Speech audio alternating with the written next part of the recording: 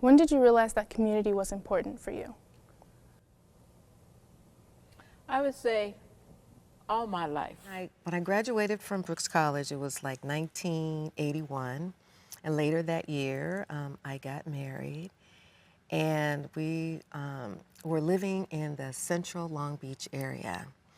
And living in that community, I got really involved in that community because I wanted to understand it and also get to know my neighbors as well. There was more to go to college and just go into class. What I found was universal was there is a spirit, especially a spirit upon black men, to reach back and nurture younger black men who are hungry and who are sincere. Well, you know, we lived community. Community was life for us. People were close to each other. There was nothing in particular. We were supported by the community we lived in. Is when I came to Long Beach had, at that particular time in 1969, had a very small black community. And it kind of reminded me of being at home. And the first thing that I realized that everybody here actually worked together. They all knew each other. And so we kind of co-opted and got together, and it was like, what do you say, the village was involved in their community. Honestly, being here in Long Beach, during the COVID outreach times, the power of just meeting someone's basic need, I've never been around more people dedicated to solving social problems, economic problems, health problems for other people in my entire life. And so I know I'm in the right place. What do you think the biggest factor is when it comes to increasing educational success for people of color? Having adequate and efficient financial assistance to go to college is so important. I mean, I lived that journey. And also having knowledgeable mentors. They're your coaches, they're your advocates. But it's really the systemic barriers that are there of sometimes basic needs, sometimes housing, sometimes, making sure you have enough for books. And I understand young people today, there's a lot of distractions. Some of them are distracted because they have to work every day, just to pay for their education. Some of them don't have scholarships like I had. And so my whole thing is that young people, if they can just stay focused, that's the thing, and be determined, they'll get through it. As people of color, we tend to look at institutions and issues, although very real, and sometimes we're fighting a fight and we're not strengthening ourselves along the way. Education is not power. Knowledge is power. Education is the vehicle in which you get knowledge.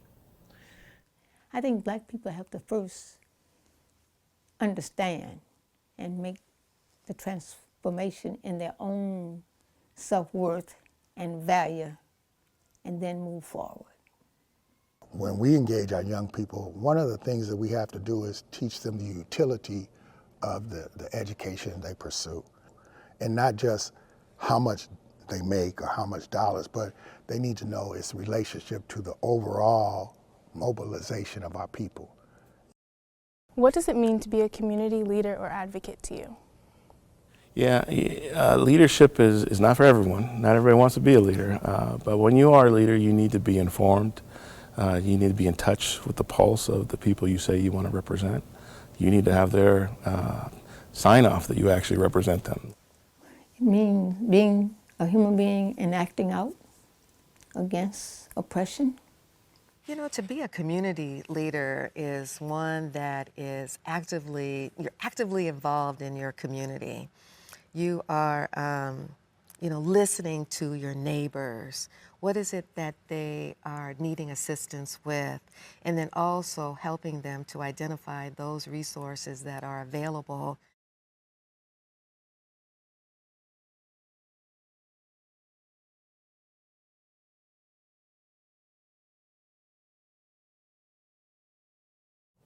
I think we have some amazing community leaders, and I think some people have to pave the way.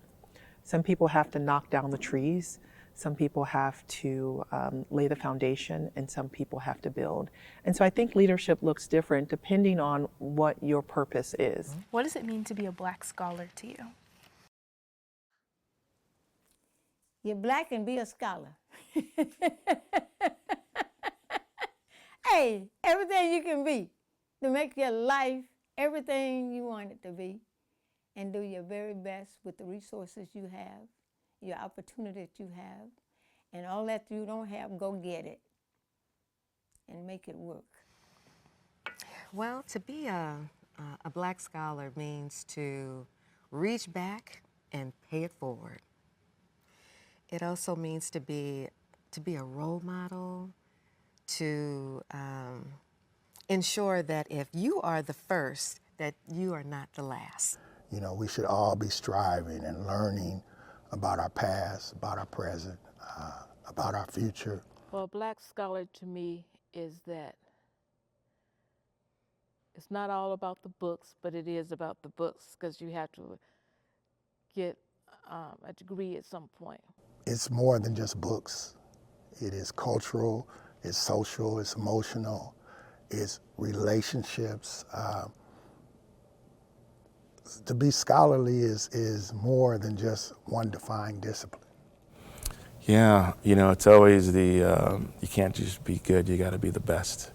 You know, and it's so true in so many spaces that you see great artists and writers and lawyers and medical doctors, and it's whatever area you're in your professional career and phase of it, you got to be great.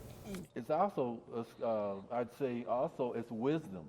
It's meaning that you've been there, you've been through the journey, you've made that long journey, so now you're bringing all this wisdom. Fill your mind with knowledge, because that's something, people can lock you up, people can take your body, but they can never take what you know. That is something you keep forever. And it is the greatest thing that you can obtain. I want our young people that we engage to be brilliant scholars, but I want them to be even more brilliant people.